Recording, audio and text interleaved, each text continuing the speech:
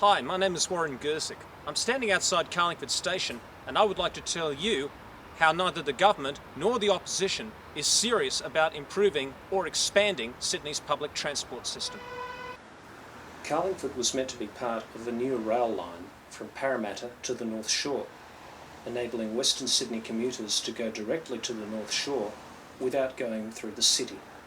But the government is only building half the line from the North Shore to the main northern line at Epping and has abandoned the rest of the line.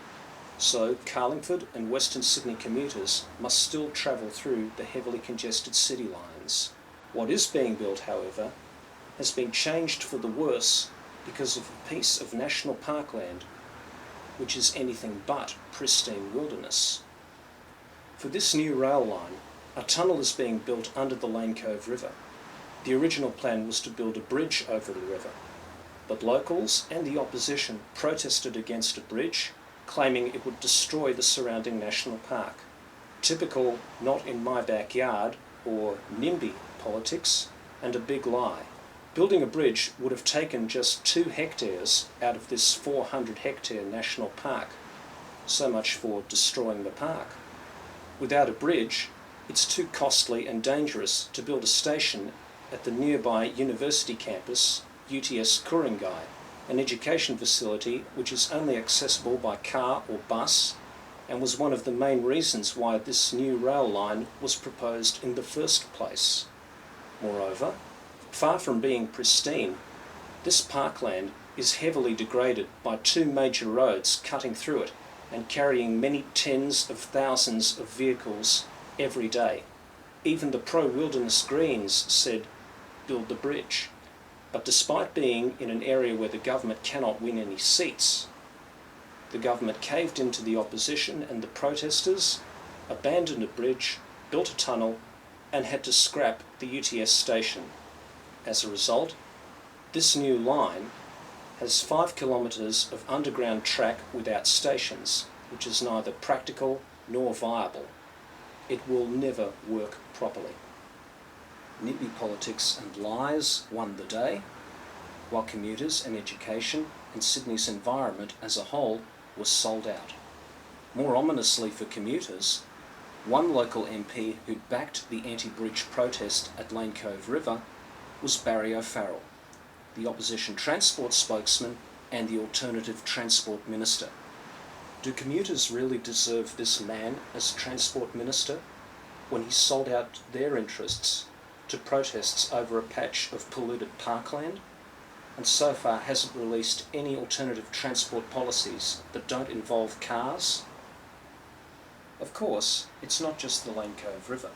A similar protest stopped a much-needed extension of the eastern suburbs rail line to Bondi Beach, an area that attracts a lot of people and is actually in the opposition leader's own seat, which the government can't win.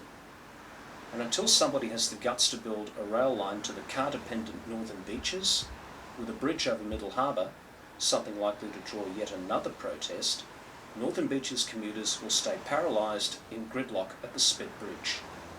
You can bet that had the NIMBY politics of today been around early last century, the Sydney Harbour Bridge wouldn't exist. So far, the opposition's only public transport idea is to perhaps extend the light rail network from Central to Circular Quay. A good idea, but practically difficult on the narrow CBD streets, and something the government opposes. The government prefers to build rail clearways, whatever they are, buy expensive and extravagant new trains with no greater reliability, and somehow create more space for buses on already congested roads.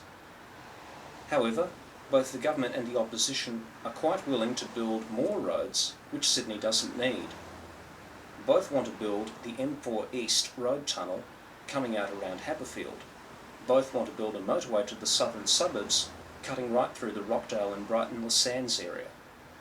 The opposition would also want to build a road tunnel under Middle Harbour to fix traffic on Sped Bridge.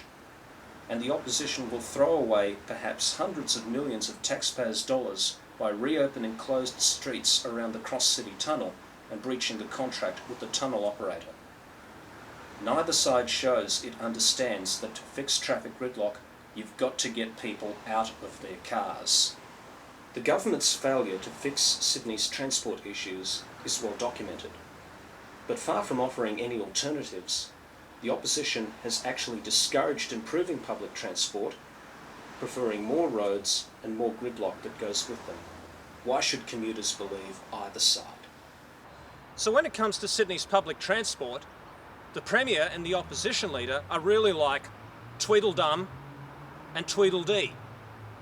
Commuters surely deserve better than this flock of pelicans in Macquarie Street.